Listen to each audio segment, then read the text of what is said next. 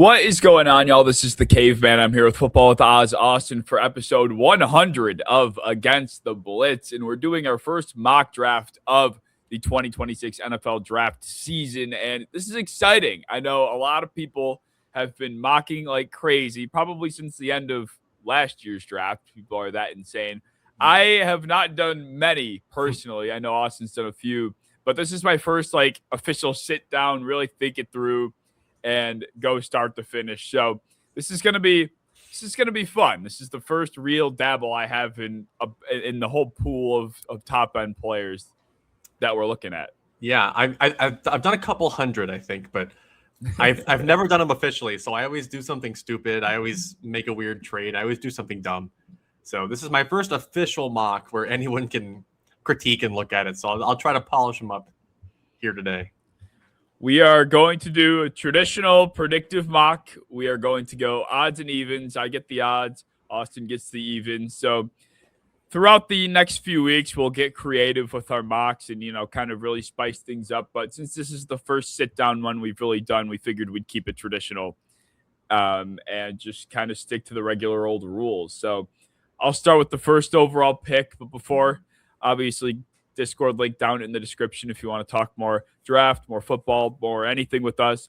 And we're going to be doing mocks with the Discord throughout the next few weeks too. So if you're interested in that and participating, that's the place to be.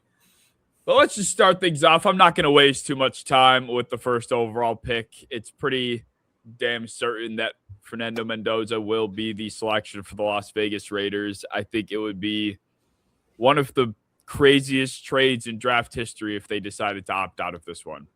Yeah, it's not happening. Like this, No. This is since like what Joe Burrow and like Caleb Williams, the most shoe-in draft pick there is. Mm-hmm. Yeah. There's not even any. There's no comment. It's been no and then you move on. Best quarterback in the class to a team that just traded away Geno Smith. I forgot to throw the thing up here. Start draft. Okay, Mendoza to the Raiders. All right, so that puts the New York Football Jets on the clock. For me, looking at their depth chart, the big glaring issue is everything. So then we have to take a look at what is acceptable to take at second overall. Probably not a safety, probably not a running back. I think we're going to have to probably go pass rusher here. And there's a couple guys. David Bailey, I see mocked at 2 a lot. But I don't think he fits with Will McDonald in his run defense at all. So we're going to go with Arvell Reese, a guy that can play linebacker. He can fill in for Demario Davis when he retires, but he can also play off the edge and defend the run. This is probably the second most popular pick, which I'm kind of surprised about. I feel like there are other players that could be worthy of this selection, but Reese is definitely the popular choice at second overall. And it makes sense. I mean, you're getting a player that could be, an elite upside type of guy at 2 different positions, and you're not kind of pigeonholing yourself to one of them. So regardless of what you think of Reese, linebacker or edge rusher, they need both. So it does make sense that it's as popular as it is, although I do feel like there are other players that deserve more recognition at this pick. And with that said, with the Arizona Cardinals, I know that they have issues up front. They could use a tackle. I know they're a team that could use really any help on defense. There were, I guess, before the James Conner conversation extension, I should say, the Jeremiah Love could have been predicted here. But I'm at a point where I think Ruben Bain might be my second best player in this class. I've gotten so high on him over the past couple weeks, and I feel like this is the kind of player that Arizona needs to be a full-on game wrecker on the defensive side of the ball. They're punting offense, so if they're going to punt on that side of the ball, they need something on defense. And Ruben Bain, if Josh Sweat's on the way out as well, they're going to need somebody to backfill that. Okay. I like that a lot because it's not a super common one, but he is a good enough player, and he can play along the defensive front. He has positional versatility. I think that's a really good spot. That's also a nightmare scenario for the Titans. Yeah. Because their edge room consists currently of Jermaine Johnson, Femi Oladejo, and like Jacob Martin. So you're kind of stuck having to do edge, but to be honest, I'm not really liking anyone available at edge. I think that we're going to move on because I really don't like David Bailey top 5. I've been very against that. I don't think you should be taking a guy that's a designated pass rusher, especially one that's not very bendy. So I think we're going to go BPA here. And I low-key might take Jeremiah Love. Yeah. Tony Pollard just not really doing it for me, to be honest. I think we need a real running back on this team. They have a decent little line to get some push on the run. This is like worst case scenario for everybody involved, I think. And it's becoming more and more real. Like with the Saints kind of taking them out in free agency, the Chiefs taking themselves out of the conversation as well. It's like, man, who really could take Jeremiah Love? And all of a sudden the Titans enter the picture, and it's like, man, like for everybody involved, I really don't like this. It's as close to Genty going to the Raiders as I think you could get in the first 10 picks. Like anywhere else, I'd feel very good about it. I mean, even if it was the Cardinals, I would like that a lot. I'd like the Giants more. I guess the Browns probably are closer to the Titans than the rest of the field, but the Commanders I've really been loving, and I'm hoping that they kind of end up being the team that nabs Love. But if he goes to the Titans, I'm gonna be fucking pissed. I'm gonna be pissed. They have a decent foundation of a run blocking line. It's just they just can't pass, like J.C. Latham and Skoronski, and they have a couple things going on. It's not like a putrid run blocking line, at least for next year. No, it's not the worst thing ever, but it just feels like in terms of where you can get the most out of Jeremiah Love, this is so low on that list. It's not high up there, no. Not with like a defensive-minded head coach, and it's just not that fun. No, it's not at all. And I have the 101 in a couple dynasty drafts, so if he ends up in fucking Tennessee, man, oh my God. Well, Jeremiah Love is off to Tennessee, but what about the Giants? They're a team that feels very much so either Caleb Downs or Carnell Tate. That's been kind of the big conversation with them, I feel like, as of late. But not to spoil much because we haven't talked about the receivers. I'm not a big Carnell Tate guy, at least as far as 105 goes. I feel like that's a bit high for him. I do think that Caleb Downs fits the description as well. Although I feel like New York, with the way that free agency went for them and the one area of the team specifically that they really let go is their linebacker room. And they're going to need somebody on the core of that defense to kind of rebuild it. And I think they've left a gaping hole on that part of their team for a pretty obvious reason. So I'm going to go with Sonny Styles and put him in the center. It's just they have nothing there. Like they let Okereke go, and I think they re-signed Micah McFadden, but even still, it feels like they need a bit more of a rock in the middle because there's nothing there. Yeah, I mean, don't let Micah McFadden keep you from drafting Sonny Styles. Like, don't let a rotational special teams guy keep you from drafting Brian Urlacher 2.0. I mean, I'm not super worried about that one. I think that's a really good pick. He's a guy that I think is a top 5 player in this class. So positional value, whatever, I don't care. Yeah. Get the guy that's probably going to be an all-pro. Yeah, like I said, I feel like there's just – you look across their team, other than receiver, I don't think there's anything else here that they desperately need as much as they could certainly use a linebacker. But they also could be in the Love conversation too. So they could, in the case he's available. Well, that brings up one of the Cleveland Browns' first-round picks, 6th overall. I think they've really tried to invest in this offensive line, but that left tackle spot still needs some love. So I think we're going to go with Monroe Freeling here, left tackle from Georgia. He's a little raw. He's only a 1-year starter over there at left tackle, but he improved a ton as the season went on. He battled through some injuries. His tape got really good, and he has essentially pretty much every single trait to be a good football player: mental, physical, athletic, you name it. They have DeJuan Jones over there as like a swing tackle to cover up for him. It's probably my favorite fit of any position in the first round. Yeah, I like it. This is a team that is desperate for offensive line help. We sat through the last few episodes of free agency and we're like, yeah, I mean, they have nothing. So they're going to be pretty active spending up there. They went and paid for Zion Johnson. Who else did they bring in? They brought in a couple. They traded for Titus Howard. I don't think that was it. I think they made one other move, if I'm not mistaken. They got Elton Jenkins at center, I think. Zion at left guard. Titus Howard at right tackle, and then they'll probably have Tevin Jenkins playing right guard. Yes. So DeJuan Jones over there at left tackle was kind of a sore spot because he can't play more than like 4 games in a row. But I think he's a really high-end, like 6th offensive lineman, swing tackle type player. I can maybe start for like the first 3 while Monroe gets his feet on him. I don't know. It feels really natural considering they have another first-round pick. Yeah, I like it. Well, the Commanders are a very interesting team. They're completely open as well as far as where they could end up. And I'm having a hard time deciding if I want my influence to influence this pick as much or if I should kind of stay on their own track. I think if Washington had the option to take Caleb Downs here, I feel like they'd be silly not to.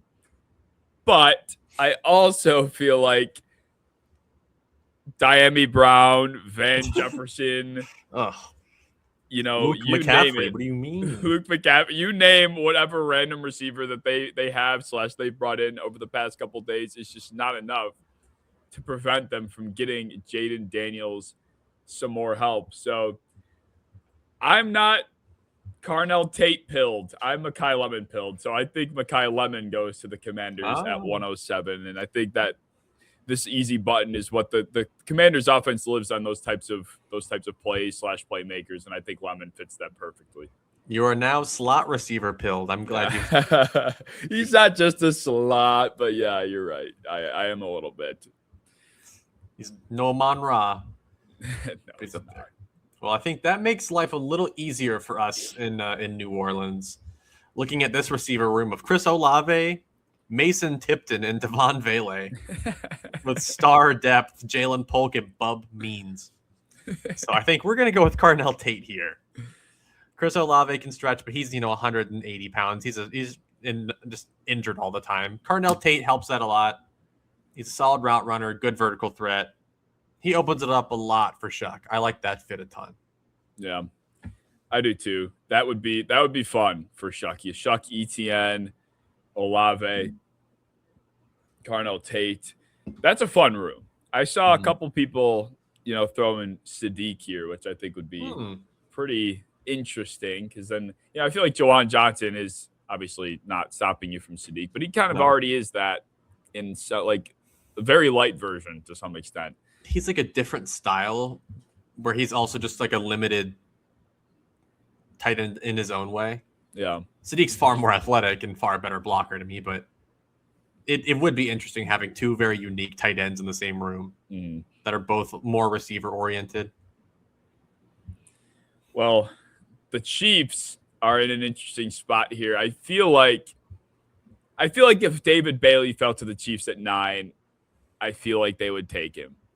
But I know how desperate they are for defensive back help. And I know Caleb Downs is also here too, which would be kind of a nightmare scenario for everyone involved. Oh, this is a tough choice. This is a very tough choice. But I definitely think they stick to the secondary here in the case that this is how the board falls. And I don't think their safety room is enough to prevent them from taking Caleb Downs despite their corner situation. So Caleb Downs is a Kansas City Chief. That would be annoying, wouldn't it? Yeah, it would. So awful. It'd be so fucking annoying. Man, here's just a Hall of Famer. Here, fine, take him at 9. Well, I guess it's like if their whole shtick is we can develop corners, and Caleb Downs is sitting here despite the other guys that might be here, like McCoy and Delane. It's like, go ahead, prove you can develop a corner, and you go take the Hall of Fame safety. Go ahead. So yeah, that would be pretty annoying. Yeah. Well, this spot for the Bengals at 10 would have been a very easy Peter Wood spot for me, but they just got Jonathan Allen, and they signed him about like 20 minutes after Peter Wood's pro day workout. And we had our own defensive coordinator and multiple scouts there. So I'm feeling like we didn't really love what we saw there and immediately signed Jonathan Allen like as fast as we could. So We'll move on. I really don't think David Bailey is for them either after getting Boye Mafe. So I think they'll go corner. I think they're going to load up on the secondary, try and get a really good secondary. And I think that they would really like Mansour Delane out of LSU. They keep trying to put Dax Hill at the nickel spot. Currently our nickel is the 30-year-old Jalen Davis. So I think that they do anticipate fixing that in the draft. And Mansour Delane probably has some of the cleanest coverage, cleanest technique you can find out of a corner prospect. It feels easy to me. Yeah, I like that a lot because then you got DJ Turner back there as well. You can pair him with Delane. That would be a sneakily like high-level defensive back group that the Bengals would be putting together, like very quietly. Yeah, like, and I want to reach on like a D tackle or a reach on some other position, but if we can just make one of our position groups really, really good, I think that'll help our pass rush. Mm. Like if we're getting more coverage shacks as opposed to just having a mediocre room at every single room, I'd rather have like the really good DB room. Mm. I like that. That brings me to Miami, and they're definitely a team that could also be looking for a corner. I suppose the part that would make it difficult for them in this scenario is they lost. They obviously are without Bradley Chubb now, and Jalen Phillips has been gone. Like, they do desperately need edge rusher assistance pretty badly. I would say almost as badly as they need a corner now, which is pretty crazy. Although Chop Robinson probably isn't enough. So I'm going to go with the position that is probably a little bit more important, especially because McCoy's injury history. We're a little bit unsure of McCoy. So I think if David Bailey's sitting in front of Miami, given who they've had depart over the past year, that injury history is enough to go with Bailey and hope to God he isn't just a DPR and you're just fucked with Chop and you're fucked with Chop and David Bailey. You're fucked. You're just screwed. That's an interesting edge room. It's probably the most athletic in the league. Probably has the best first step in the league, but I'm running at him all day long. I'm running that football. Well, that moves us on to America's team. Dallas is up. This feels rather simple, I think. I think we need to stop having Deron Bland in coverage on like really good football players. So we're going to take Jamad McCoy, the corner from Tennessee. It's been a while since he played football, but it really does feel like this is one of the most talented football players in this draft. Top 5 on my board overall. Freaky athletic. He can play the perimeter at a high level. Get Deron Bland out of there. Get Reddy Stewart out of the nickel spot. It's gonna be okay. Yeah, I mean, who the hell is even back? Who is playing defensive back for the Cowboys anymore? They have. Can you name two? I think they have Deron Bland. They just got Kobe Durant. Right. Okay. And then they have Savone Revel, who's like still hurt. And they rushed him back and he didn't look good. And then Reddy Stewart. So I think corner, and they have a decent safety room now with Jalen Thompson from Arizona coming in. Yeah. That was a good pickup. And they just traded for Rashawn Gary. So like I don't necessarily think they're going edge with Ezeraku there. Corner felt natural. Yeah. I like it. The Rams. Oof. The Rams apparently have been keeping in touch with the A.J. Brown situation pretty actively. As far as recent news went, they passed on it. They decided, it's not worth the jawing back and forth with Howie Roseman and those clowns over there. So I think they are really doing their best to just get whatever help they can for Stafford. I think they're worried about Devontae Adams' health going into the year 2, which is a big part of their push for an extra pass catcher. And I think with that said, I'm going to be going with, where the hell is he? Am I blind? Let me just type his name in. Jordan Tyson to the Los Angeles Rams. I think they're really just thinking about this year and this year only. Obviously, we've seen them operate this way in the past, and they know that if Devontae Adams goes down, they go into the year with really just Puka Nacua, and he has injury issues too. Like, we've seen him miss time pretty much every season to some capacity. So they want depth there, and Jordan Tyson at his best would be pretty scary in any offense, let alone this one.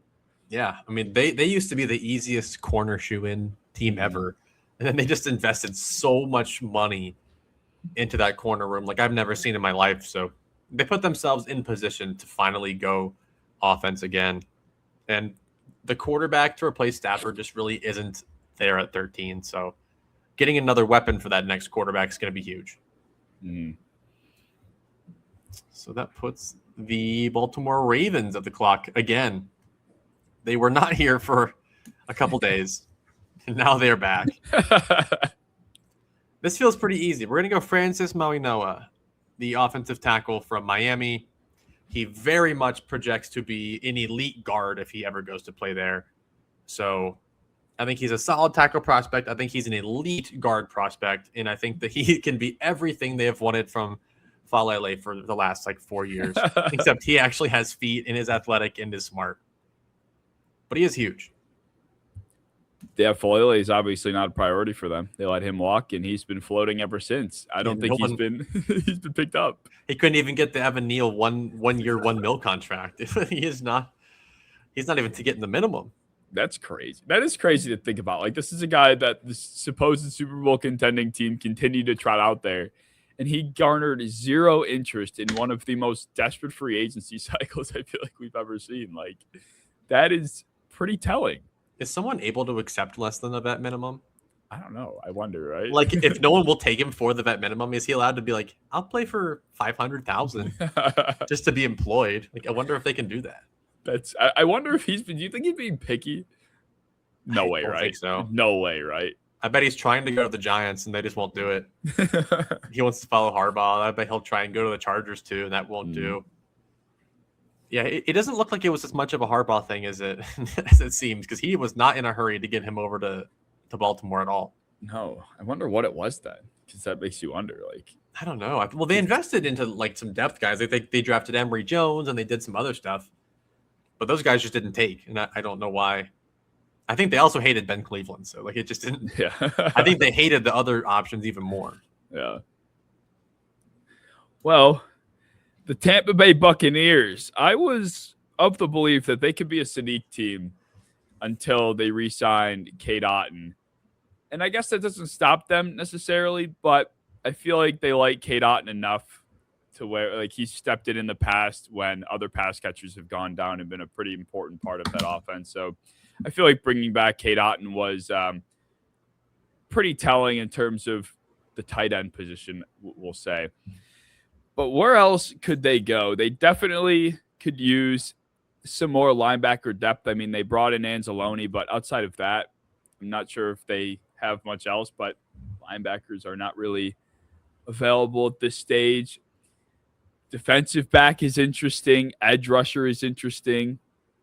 Could they be interested in a receiver again?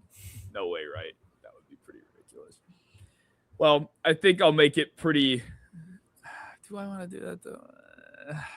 This is tough. I think I'm going to do something that you're going to hate. Oh. I think I'm going to do something you're going to hate. I'm putting Mesidor in Tampa. I think there's a real chance that if those top-end edge rushers go, we're already at a point where we're looking at, basically your flavor of edge rusher after the first few guys go. And there are definitely going to be teams higher on Mesidor than others. And I said this back in the edge rusher episode, I think, too, where he just feels like a Buck. There's just something about Mesidor that makes him feel like he'd fit in with the Buccaneers pass rush rotation. So I'm going to put him there. I mean, I don't think it's that bad. Once you get to the middle of the first round, it's kind of like you said, a pick your flavor thing. He's a player that hasn't quite been for me, but I don't think that anyone will draft him and be like, wow, that was a huge regret. He's an awful football player. I just don't think people will ever look back and be like, yeah, look at that multiple-time Pro Bowl we just drafted. I think they'll be like, oh, that was fine. Like how I feel with Sam Hubbard. It was that was a fine thing. Yeah. Not that exciting, not that bad. But Jets. I'll bring me to the Jets, and you can go a couple different ways here. This basically is just the question of, is 16 too high for Ty Simpson? is kind of like the only main question here. And it would be odd because they also still employ Justin Fields, who clearly they have no plans for, but they haven't moved off. So that would be a very crowded Cleveland Browns-esque quarterback room. I don't think I want to do it. So instead, we're going to make the receiver room better for the next guy that walks in here. And this is going to be a guy that I think, personally, is one of the best receivers in this class. And that will be Omar Cooper Jr., a guy that I think does pair very well with the skill sets of A.D. Mitchell and Garrett Wilson. To have a guy that can kind of play a little bit more like that Jarvis Landry type of role, just winning after the catch, good route runner. I think that makes it an enticing landing spot for your next quarterback with that line and that receiver room. I feel like something about the way the Jets have been operating, they feel okay with it just being like maybe I guess I'm thinking of it from a last year's perspective when they went into last year thinking they were going to be a run-heavy offense. But something about it feels like they're okay with it just being Breece Hall and Garrett Wilson, and then someone else will step up somewhere. It's awful.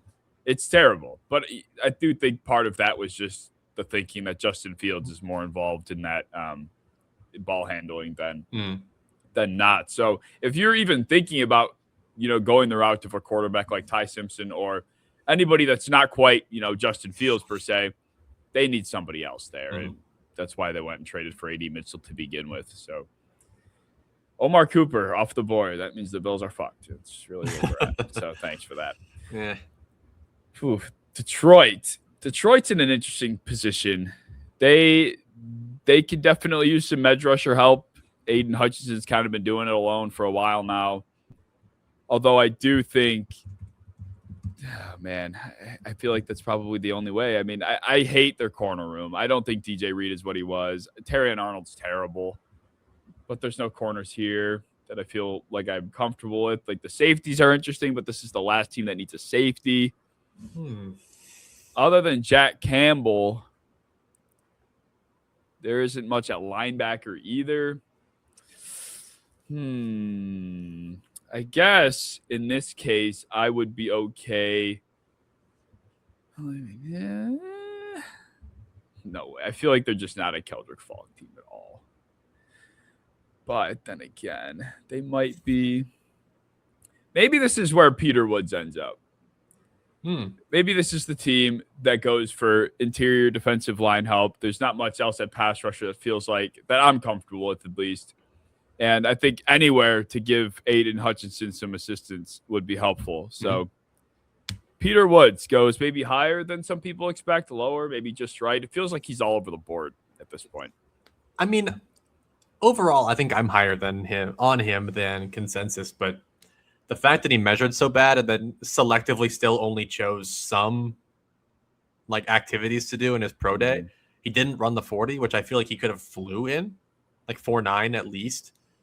It was just interesting, and I think people are not really liking him on their boards anymore. Yeah. Maybe I'm reading too much into the Bengals signing Jonathan Allen like a half hour after Peter Woods' workout, but something tells me they were kind of waiting on if they wanted to pick him at 10 or not.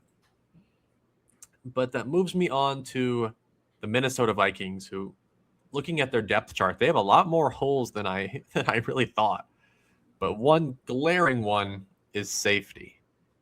And I think this is the Dylan Thieneman spot, a guy that's really been rising after a really solid combine. And it sounds like that doesn't sound like it. Harrison Smith is leaving. He has been released. And they're going to replace their, 15-year white safety with another one. It feels seamless. This is every year it feels like with the Vikings, they go into the draft and there's two players that everybody thinks they're going to end up with, and it's nobody else. I feel like we always have a pretty solid idea who feels like the most Vikings-esque player. Yep. And definitely Dylan feels like it this year, and I don't think anybody would disagree with that. It's just a matter of whether he's there. And he plays nothing like Harrison Smith also. Please stop with the comps. He's just white. Well, the Carolina Panthers are big spenders in free agency with Jalen Phillips and Devin Lloyd. So I think they probably avoid the defensive side of the ball period. You already invested so much. I think you're at a point where you just have to continue to provide whatever you can for Bryce Young. And as I sit here and I think about that, I think it becomes glaringly obvious that Kenyon Sadiq would be who that is. Like Jatavian Sanders is. There's no way you roll into the year thinking Jatavian Sanders is going to help you much. I know that they appreciate their Mitchell Evans and they have another tight end that's pretty much the same type of impact player. I can't. Do you know who I'm talking about? It's Mitchell Evans. It's like Jatavian Ian Sanders. Thomas. Ian Thomas, maybe. I don't know. I know they've been active in the free agency tight end conversation, so I think they are clearly trying to upgrade that spot pretty bad. Yeah. I mean, they're just not a team that has, which is crazy to say out loud, too many glaringly large problems anymore. Given how much they invested in receiver last year, they seemingly like Hubbard enough to let Rico go, and I think they're like gonna try and get Jonathan Brooks back into the fold, which is somebody that everybody forgot about, and maybe a safety. That was my other thought, but other than that, I think you're probably better off helping your quarterback and doing that best player available. So that's going to be Kenyon Sadiq. I do like that. It feels good to me. All right. The Dallas Cowboys' second pick. God, it feels really... They historically feel like the Keldrick Falk spot. and I know people mock them CJ Allen all the time, but neither of those feel right. And I did mock them a perimeter corner before, I believe. And man, I don't think CJ Allen's good enough to go here. So this is a really, really tough one. I'm almost tempted to get them their third receiver, but even here, I don't think there's a good enough one. I don't know. Sadiq was the guy I was going to pick for them. It was going to get funky. So now I don't really know what to do. I think the third receiver spot, they have Ryan Flournoy or whatever as their third receiver. Yeah, people were celebrating that. They're like, Ryan Flournoy won. Like, he won. He was, I mean, he had some fun moments, but Jesus. And Kenny, I mean, getting someone like Caleb Banks could have been good, but we just found out he broke his foot. Yeah. So, man, I really don't want to get CJ Allen here. Help. Do I just get a third receiver? Fuck it. We're doing a third receiver. George Pickens is on a 1-year contract. We're going to go with KC Concepcion here. Wide receiver. He's very different from the other two. He's dynamic. He's good after the catch. He's a good route runner. At this point, fuck it, dude. Anything else would be a huge reach. The linebackers there were third-round grades. Mm-hmm. The D tackles there are injured third-round grades. Like that's just a fun, weird dart throw. Oh man, it's hurting the Bills. This is just so brutal for the Bills every time now. Dallas should not pick a receiver, by the way. But everything else here was awful. Oh, man, Austin's on the clock, and he's just like, take every single pass catcher. That's what I do. I love pass catcher. Well, that would be fun. Holy shit. I mean, Concepcion, Pickens, Lamb, like, wow. I mean, Dak would probably throw for 5,000 comfortably. Javonte Williams would just be pass protecting every single down. What else do you need to do? Why would you not throw the ball every fucking play? Every single time. Their line's fine. Yeah, it is. Like I'm not in a hurry to replace anyone there either. Mm-hmm. Oh, what an interesting pick that will be though come draft day, because I don't think there's really much obvious. Yeah. And that's why they've probably been shopping it too. It's like what do they really need the pick for? Compared to like what they are trying to achieve right now. So that will be an interesting one. The same can be said for the Steelers. I feel like they're all over the place too. Like anything that you can think of, you could probably spin a narrative for making sense for Pittsburgh. It does make it difficult that Caleb Banks broke his foot. I really wonder what that'll do for his draft stock long term.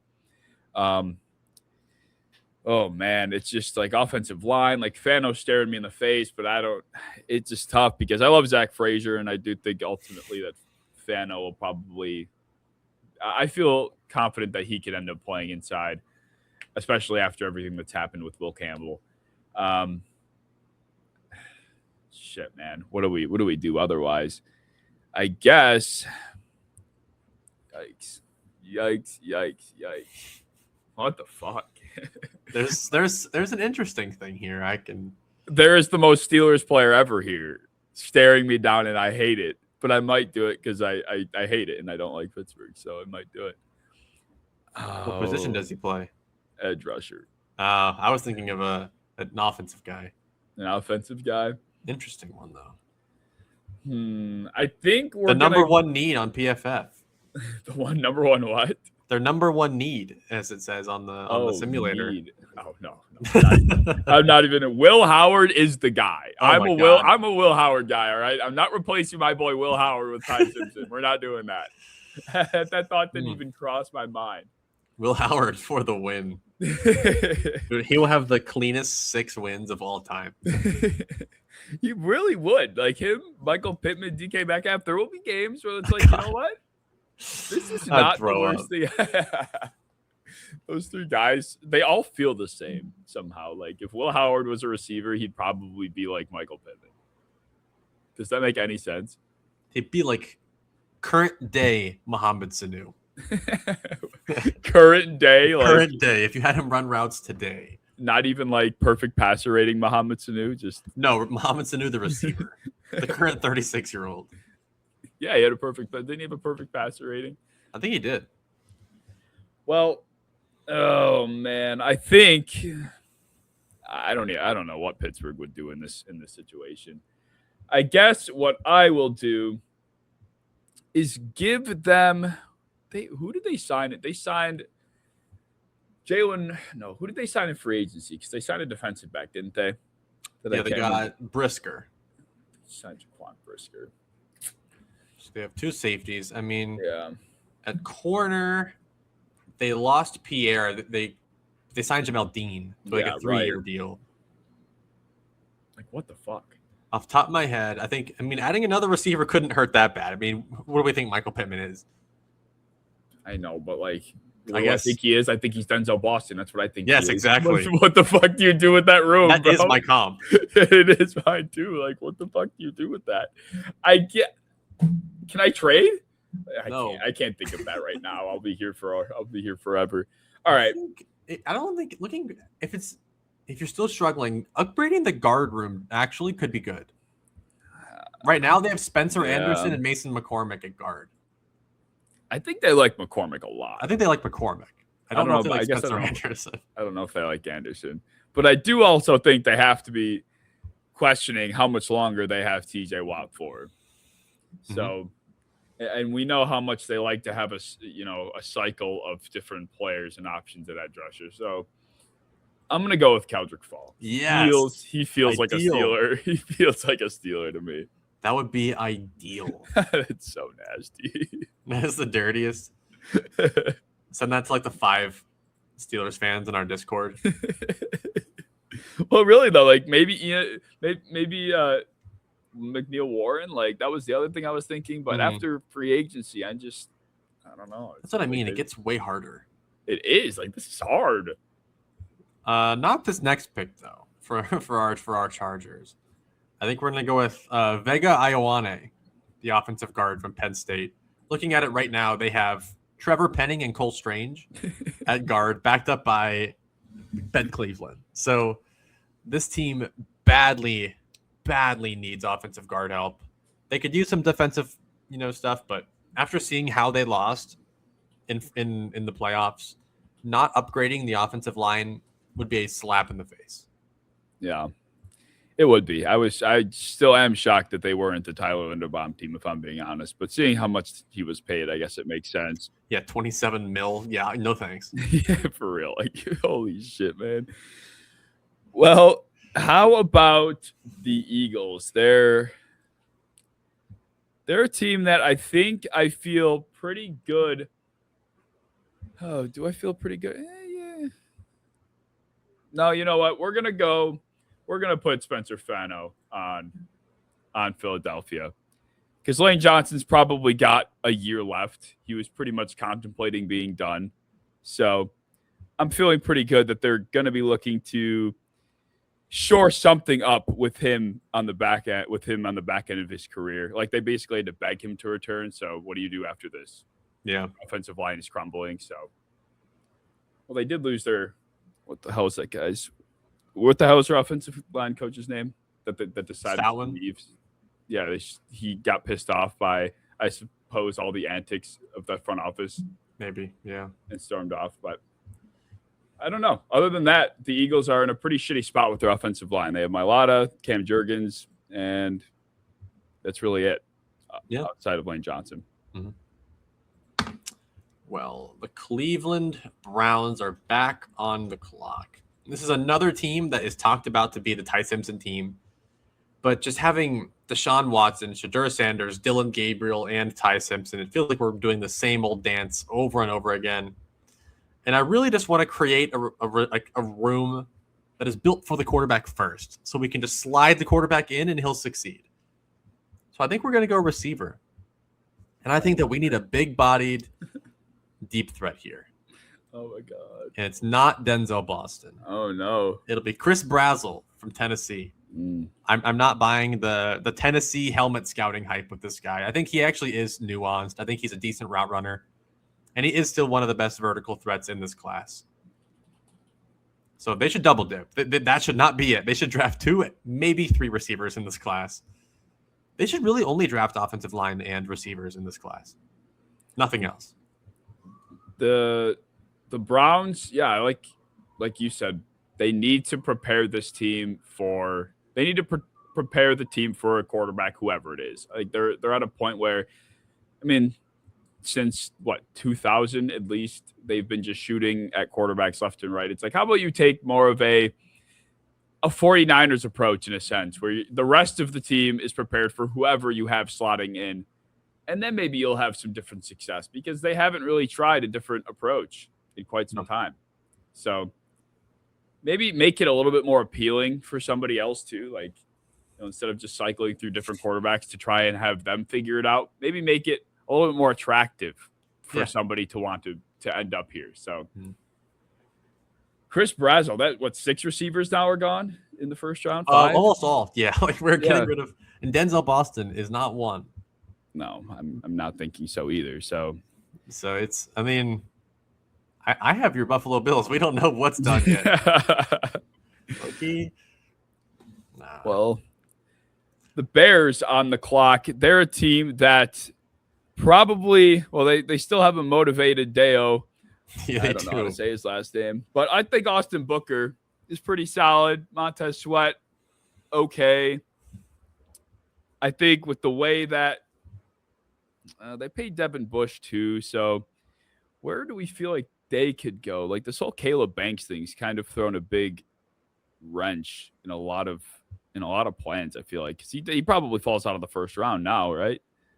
I think he does. I think he already was a fringe first for some people, but realizing he has a broken foot, on top of him already having like durability issues throughout his career, and he's super raw, I think this will hurt him for sure. Yeah. This was my Caleb Banks spot almost every single time. Like 99% of my mocks ended up with Caleb Banks at 25, but I haven't done it lately because I don't think he gets drafted with. And then after that high, like. I think we are going to. That would be too much of my influence, wouldn't it? I feel like they have to go back to addressing the pass rush. They need something. They need some other spark to potentially lift them over the top. I've seen this before. What you're thinking, I've seen it. Zion Young? Yes, I'm sending Zion Young to Chicago. They need a spark there, man. It's just not going to be Montez Sweat. I think they thought it was right after they traded for him, and it turned out that was just kind of a conspiracy theory. And now it's like, all right, Austin Booker looked cool, but he had durability problems himself. And with Caleb Banks not in the conversation anymore, there's nobody on the interior that I feel comfortable with. They paid Devin Bush to replace Edmonds, and then in the secondary, it's like I feel like they have their nickel already, and I feel like I don't know, is McNeil Warren gonna be? I feel like he is gonna end up being somebody that plays that new age nickel more than a safety spot. So, and Kyler Gordon's been their nickel, so I feel like I didn't like that either. Yeah. Then their offense is fine. What do you do with their offense? Nothing. Not really. All right. The Buffalo Bills on the clock. This is miserable. I think there's a fit that I really like, personally. I could see him wearing the Bills uniform already. And this is a good thing. And I'm not actually addressing receiver first round. I normally would, but we have depleted the supply here. This is like the worst case scenario for them if you're looking for a receiver. So I'm going to readdress this offensive line.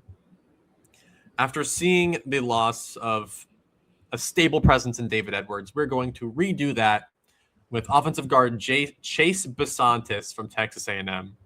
He is athletic. He is fleet-footed. He has a high IQ hand fighter. Like, he is really everything outside of like elite play strength, I would say, is pretty high end from this guy. So I'm a big fan. I think that he fits David Edwards' replacement like perfectly.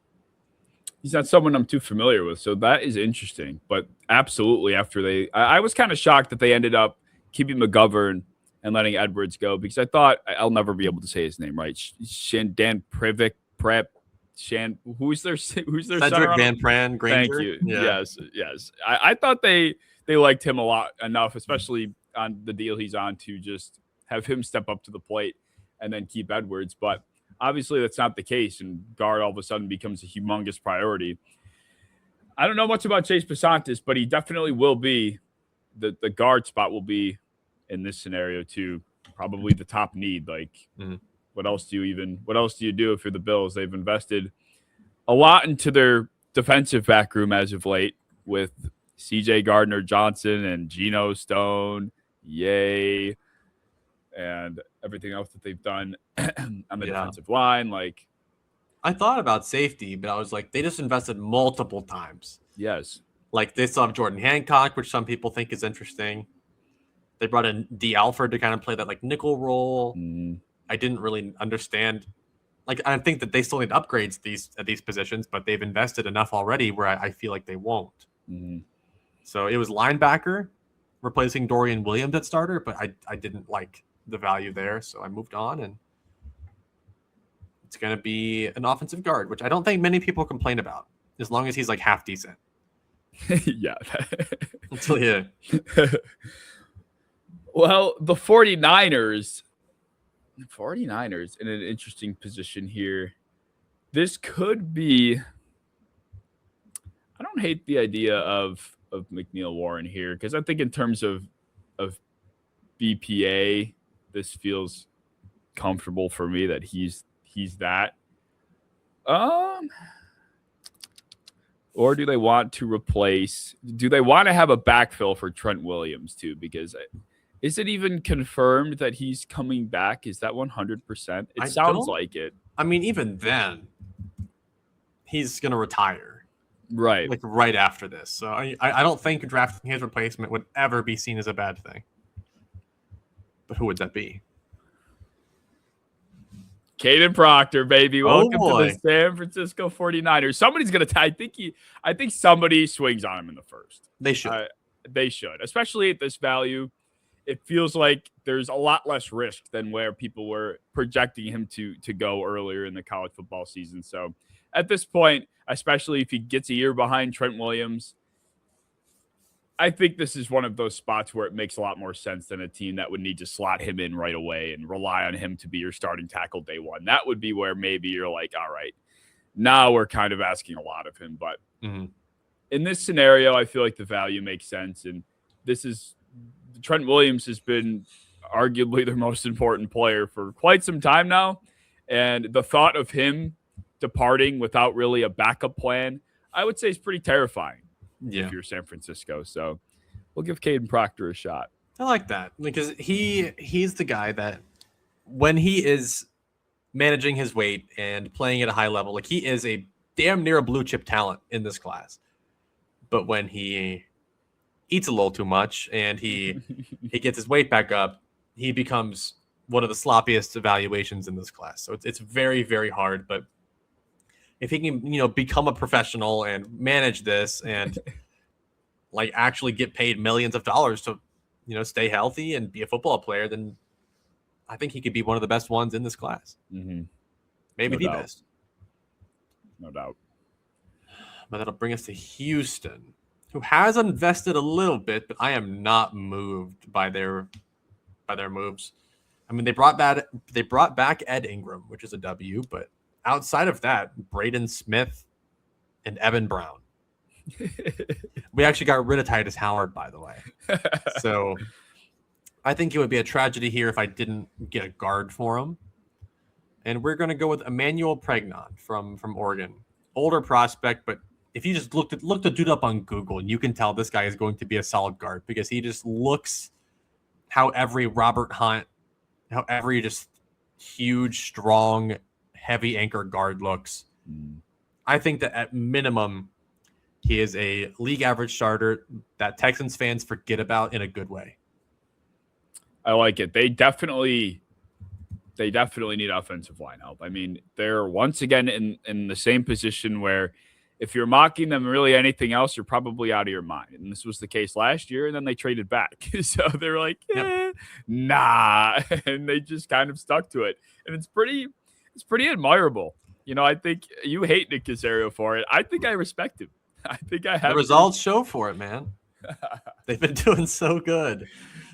Oh, man. Well, to be fair, CJ Stroud sucking eggs probably wasn't on their bingo card either. I do think not letting him get hit would be a really good way to help him out. You think so? You think that makes sense? I think having someone not like Jarrett Patterson and Jake Andrews and that whole collection of linemen, and Texans fans still talk themselves into it. They're like, no, they're like this line. We got Braden Smith. Like, tell me the last time Braden Smith played more than 14 games in a year, dude. It's been like a decade. Like these guys, Trent Brown behind him. When's the last time he played more than 5 games? Right. Like these are not very good long-term investments at all, except for maybe Ed Ingram. And that's like literally the best that we're talking here. Yeah, like Ariante Ursary, whatever. I'm not a fan of their line still. They have a lot to do.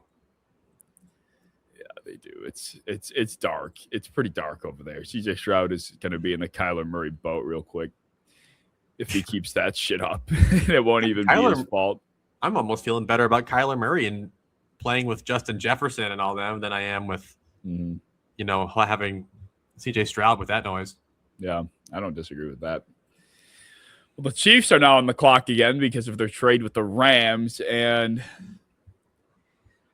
I don't know. I put myself in their shoes, and I would have done a lot of things differently from the start of free agency than what they've done now, which makes me think that if I try to think of what I would do, that means they won't do it.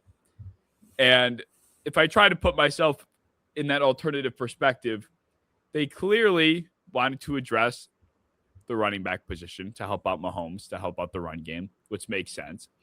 I think they also realized that Rashee Rice is potentially going to jail. I think they also realized that Xavier Worthy isn't good. And I think they most importantly also realize they have absolutely no beef in their pass catcher room. It's all just skinny twigs trying to run around the field and get open. When they're getting bullied in the secondary, Mahomes can't get anybody to jump up and make a contested catch for him.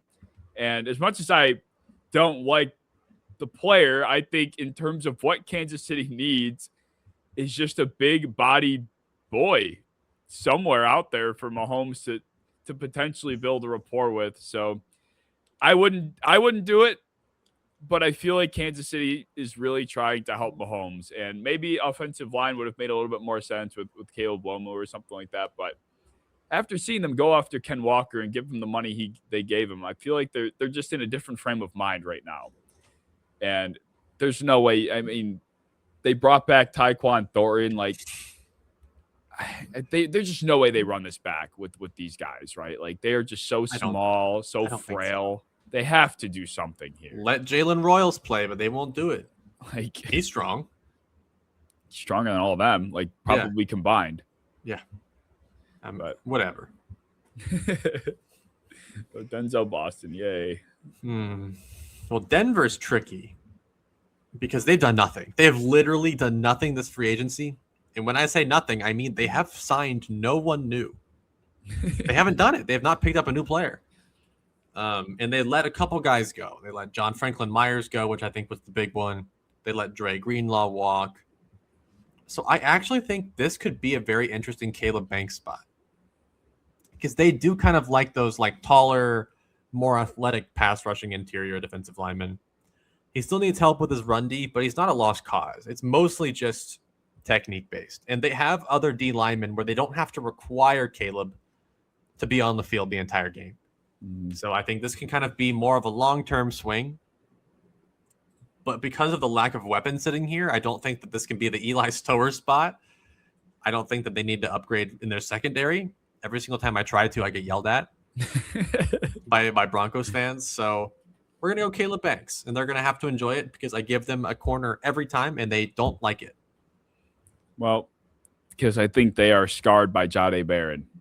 Yes, that's why, because they picked him up, and they also they just brought back Jaquan McMillan. They like Chris Abrams-Drain. They don't think corner is an issue whatsoever. So I say, okay, fine. We'll try and improve our defensive line because no one should ever complain about improving your D line. Yeah. Well, that puts the Patriots. I guess that probably didn't change what the Patriots were going to do, but they are definitely in a quite of an interesting position here because I mean they brought in Romeo Doubs. What I like that, but they definitely could use some more there if they don't have much faith in Kyle Williams, which I don't know what they think of Kyle Williams based on their usage of him last year. And they brought in Draymond Jones at edge. Like, what are the Patriots thinking? Which is what I'm struggling to kind of put together because they brought in Kevin Byard too over the top. They don't really have a glaring hole, which is crazy to say considering where they were at this time of year last year. They do need a right tackle, though, because Morgan Moses won't be coming back. And I don't think they really backfilled that. Did they sign anybody? I don't think they did. No.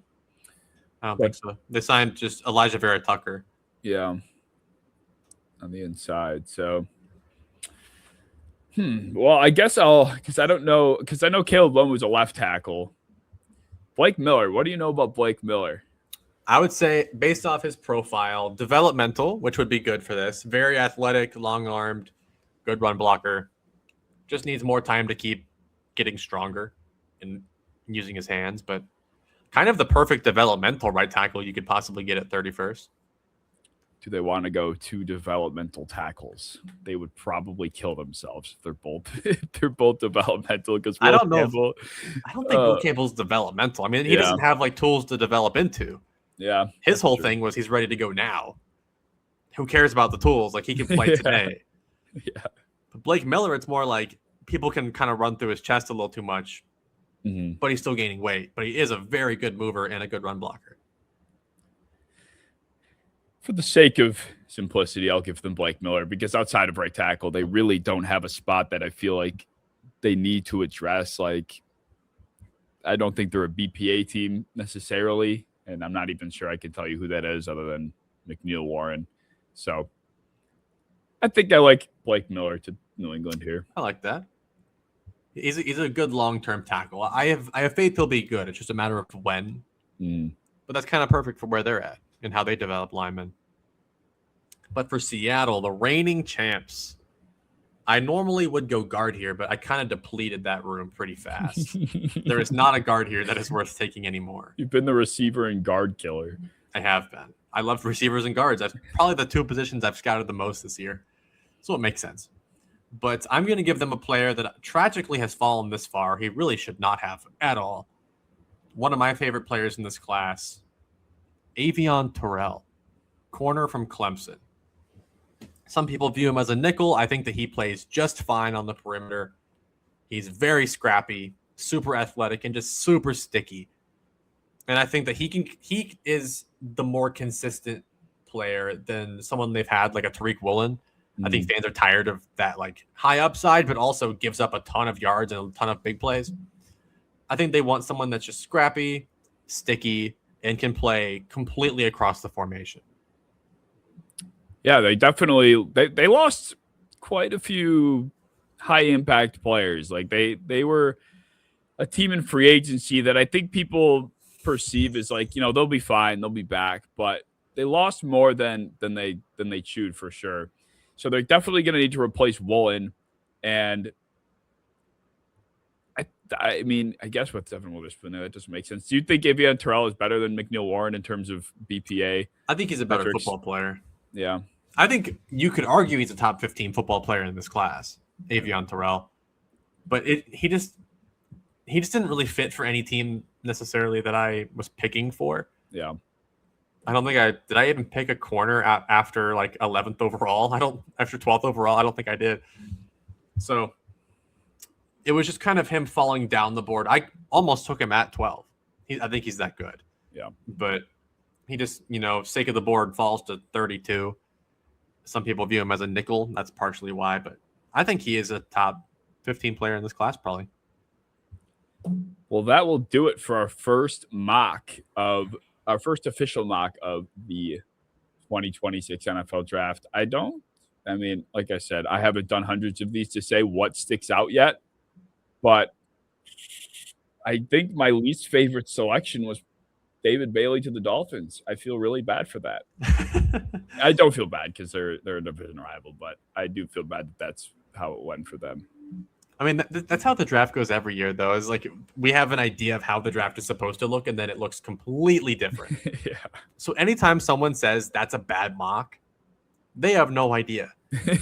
Every mock looks like a bad mock. If I would have mocked Cleveland Farrell to the Raiders at fourth overall, people would have shot me, and that would have been the most correct one. Tyree Wilson, same shit. So mocks are weird. They're not to be taken super seriously. They're kind of just an exercise. If somebody would have mocked Bo Nix, Michael Penix, and that, the way that whole class went down, like no one saw any of that coming. It was 5 quarterbacks in the first 15 picks. I was locked in like Dallas Turner or Jared Verse to Dallas, or not to Dallas, to Atlanta. And then as I'm sitting there in the recliner and I just see Michael Penix Jr., I'm sitting there looking at my 4th round grade on the guy. I'm like, It's like Drew Aller going right now. That's interesting. Very interesting. Good job, guys. You just paid Kirk Cousins $300 million. That was one of those foreseeable wrong decisions that I can remember in quite some time. Yeah. It's just looking terrible now. Looks so bad. There are a few moves that will always keep faith, that will always give me faith in the fact that they might not know more than us. Yeah. They probably don't. Some teams don't, dude. Some teams really don't. Some teams do, but other teams are probably better off being run by a bunch of Twitter general managers. Honestly, that'd be an interesting experiment. I would like to see that, a fan-controlled team, but just only by 1 or 2 guys. If we all, let's put it this way, if you had to build a Twitter front office and coaching staff, a general manager, head coach, OC, and DC, who would your 4 guys be? I don't even know if I'm locked in enough on that. Cause all those guys that take it super seriously, I ignore them because they're not funny. So I bet there are some really good Twitter guys that fully understand, those guys that guys on Instagram or TikTok, Match Quarters and YouTube guys. Yeah. Those guys are highly intelligent, but I just go I'm boring and I press next. I don't care. I only care about funny stuff on Twitter, so I wouldn't know. I think if I had to pick a GM, do you know who Brad Spielberger is? I don't think I do. He's a former PFF guy. Okay. And he's big into, I think he's got his own agency going right now, actually. That's pretty impressive. He would be my pick for general manager. Offensive coordinator, head coach I'd give to Brett. I feel like Brett Coleman is just such a people person. I think I don't know if he's got that fiery head coach flame though. I think he might be too nice. He's such a nice guy. I think so. But otherwise, Hail Mary Sports, he'd be the perfect strength and conditioning coach. Get the fuck up, buddy. Is he jacked or something? No, he's actually short. He's kind of short. I think he's very short, but I think he's got the attitude fit for it. There's a lot of people on Twitter that I'm you know what? I'd probably trust you over Ryan Poles at least 3 years ago. I like Ryan Poles of today. I think that he's a solid general manager despite his current reputation still. My running theory of Ryan Poles is that he's just like real life Ratatouille. He's the person, and then he's got a rat under his hat. I don't pulling think all he the even wears strings. hats. I think he's weirdly bald. like one of the only people in an NFL front office that doesn't wear a hat all the time. I think he's bald. Yeah, Isn't I think he has like the shortest buzz cut ever. And I don't think he's ever been seen wearing a hat in history. Oh yeah, he was a player. Mm-hmm. He was an offensive lineman, I think. Yeah, it's an ESPN picture. It's like a mugshot. Oh man. Well, that will wrap up our first mock draft of the year. Definitely going to be looking different by the time I would say the real draft rolls around. But for now, this is the infancy stages of it, and it'll be interesting to see how this ages and how we feel come the next month. So let us know what you guys think down in the comment section below. Join the Discord if you have any thoughts you want to share with us, and be sure to like, comment, share, subscribe, and we will see you in episode 101.